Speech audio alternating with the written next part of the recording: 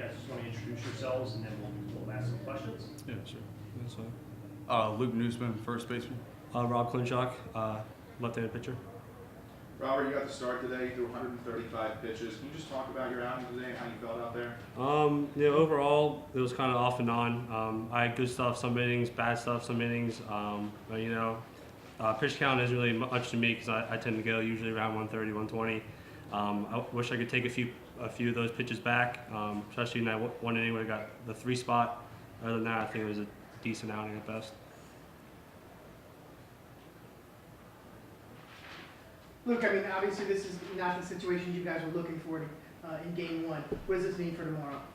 It just means we got to do the same exact thing we did last weekend. Lock back in, refocus, put in the past. We can't do anything about it now. Just come ready to play tomorrow. We'll go a game at a time, pitch by pitch, and just compete.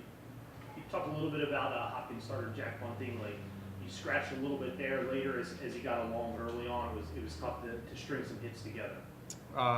Yeah, earlier in the game, I felt like we were hitting down the count a lot. A lot of times we were hitting with 2 strikes. I think probably the first 9 hitters, 6 of them we were hitting with 2 strikes. We knew he was going to come right at us. He threw the ball well. You got to give credit to him. That's pretty much it. Rob, can you talk about the fact when you show up today, the wind is blowing dead in, and Hopkins has hit a lot of home runs this year as a starting pitcher? You know, what does that make you think going in? Did that change anything with the way you approach the game? No, not really. It's still a pretty short porch all the way around, so we just gotta keep the ball down. I didn't do a good job of doing that. They had one backside home run on hanging slider, a couple hanging off-speed pitches that they're able to put out in the gap. So I gotta do better at my job. Any thought that maybe if Hopkins right where you want him last week you dropped the opener and then won 4 straight, so this is not foreign territory for you guys? No, we've been having 1-game seasons, we call it, multiple times this year. Our backs are against the wall. We'll just come out and compete our tails off tomorrow like we always do. Thank you, gentlemen. Okay,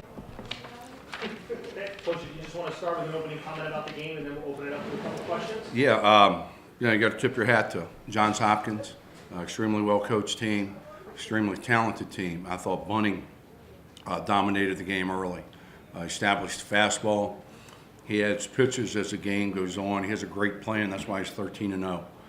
Eberle, got to hit on an inside fastball, got to hit on a slider, got to hit on a changeup. 3 huge hits for him. I thought our guys competed well. Kutcher, what a player he is. Looking to go backside and just not deflect the ball that way, but drive the baseball.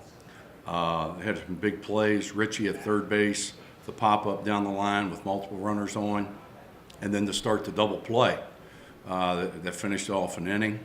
That was my fault on Newsman's base hit. When he came around first base, there wasn't anybody at first. He did what we were supposed to do, and I got Tristan Baker thrown out at the plate. I kicked myself in the butt for that. But I'm really proud of the way our guys competed. Unfortunately, we ran into 2 outstanding pitchers. Johns Hopkins can hurt you 1 through 9, and they can play defense. Can you talk about your starter, Robert Clinchock, today? 7 2/3, 135 pitches. Talk about his performance.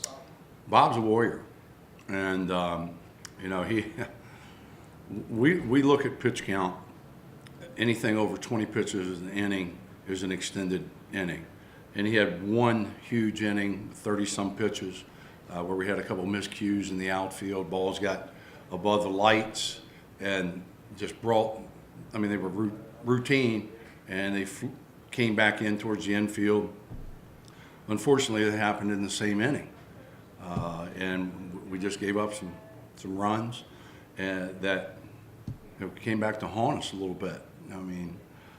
But he wants the baseball. We can't ask any more than he gave. Coach, what do you think? Was it the wind that was a factor in those 2 balls with Keegan and with Henry? It was, and just unfamiliarity with the ballpark. We started watching how Johns Hopkins was playing their defense a little bit, took a cue from them. You're playing in a bandbox to begin with, and you're trying to prevent the big inning and the extra base hit. Above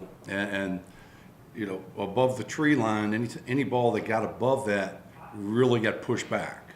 And we just didn't catch on to it. The wind changed. It was different than it was in batting practice. It started to blow more in. So any ball that was hit low, for example, Ritter's ball, that was a double that went over the left fielder's head, that was a line drive. So anything got above the trees blew back in, and that was my fault once again for not making that adjustment with our outfielders. You just talked a little bit about familiarity. You guys were here last week. There's probably no angst in that dugout right now. You guys feel comfortable, bat on bat. You've done it before. Well, this is a pretty good baseball team we're playing. Not to take anything away from who we've played, but there's a reason they're 23-3 at home, and they can hurt you 1 through 9. And when you've hit 80 home runs, it'll take a great effort from us on the mound. At the plate, we got to swing better than we did today, and we'll have to field better. So, what a challenge we have in front of us.